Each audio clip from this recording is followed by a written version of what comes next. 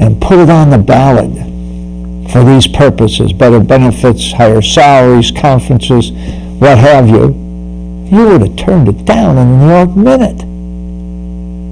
So what they've done here is that they go in the back door to get the money by supporting this millage for the county tax, because they know they're going to get some of it here. And they won't reduce your taxes, and they'll use it in the senior citizen centers that you're already paying for. Or they should be using in that senior citizen. That's what they're supposed to use it for. They just put it in their budget because they already have the senior citizen you're already paying for once, now twice.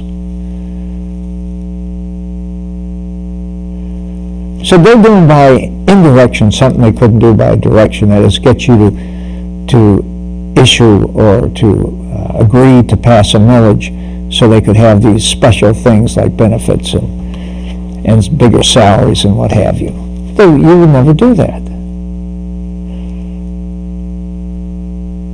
You know, the bottom line is, this is how local officials scam you. This is just one of the scams. Double taxing and making sure that people who are in the inside of government continue to get their good pays and their good benefits. Well, anyway, keep that in mind. That's what's happening here, and we told you so, and now these local governments are realizing it. But the ones that have these special millage, local millages, are the only ones you're hearing from now. But if you check your budgets, the ones that have senior citizens, even though there's not special millage, those senior citizens centers are being paid for out of your tax money that you pay to that local government. Now you get the county and they don't reduce your taxes proportionately, and that's where you're getting screwed. But anyway, here we have another situation, if I can find it here, that we've been reading about, watching on television here. And it says, there was an article in a couple of weeks ago, Flint not giving up in sewer lawsuits. Let me tell you what that's about and why it's so troublesome. You know, the people in the know are saying that Flint Mayor Don Williamson, in regard to this situation, is really not being fair to these people. They say his action towards them demonstrates an ill will towards a group of his own constituents, about 230 households, of fellow citizens.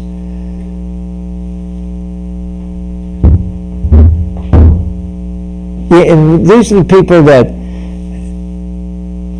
according to these informed sources, say are being mistreated by the city. They say the actions of the city are heartless and irresponsible. This is a case in which the city of Flint, these citizens of the city of Flint, had their homes flooded with raw sewage caused by defective city of Flint sewer system. It was over there off Atherton Road in what is known as the Berry Patch. Now, here's what has happened so far. Lawsuits were started. The circuit court has already assessed liability and granted what they call a summary disposition. That's based on the pleadings. It was so obvious that the city was liable for this problem,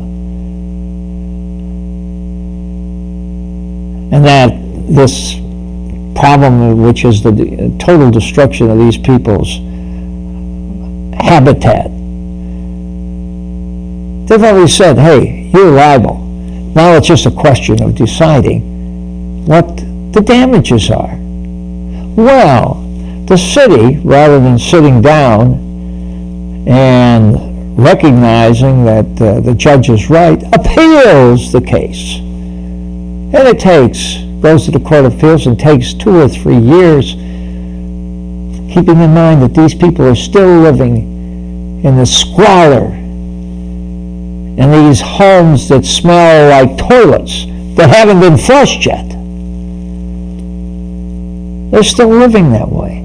This sewerage in some places came up the steps almost to the kitchen floor and sat there and sat there. Imagine what it does to the quality of living in a home like that. So they owe the money, and rather than pay it or sit down and settle it and figure out what the damage was, they appeal it and take 3 years. Now keep in mind, this happened in 2000. Here it is, 2006. Now to fix these homes, it would probably cost $25,000 to $50,000, depending on the damage in each house. There's 200 and about 25 or 30 of these homes. Now,